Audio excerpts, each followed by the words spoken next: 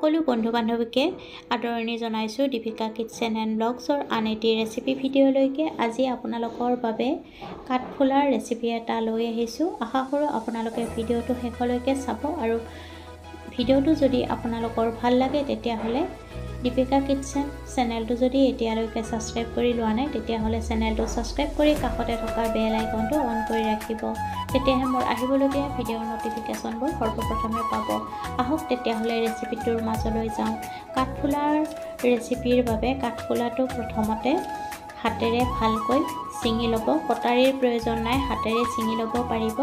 ভালকৈ আটাইখিনি ছিঙি লোৱা হ'লে তাক কুহুমীয়া গৰম পানীত 10 মিনিটমান সময় তিয়াই ৰাখিব আৰু তাৰ পিছত 2-3 বাৰ ভাল পানীৰে ধুই ল'ব লাগিব।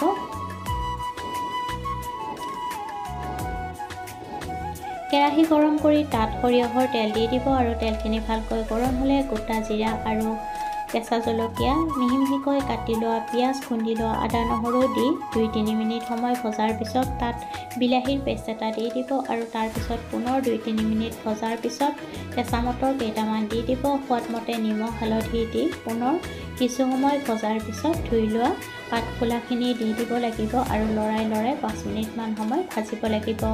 এতিয়া তাত জিৰা গুড়ি, ধনিয়া গুড়ি, কাশ্মীৰী ৰেড চিলি পাউডাৰ আৰু মেগী মছলাখিনি অলপ পানীৰ সৈতে গুলি দি দিব লাগিব।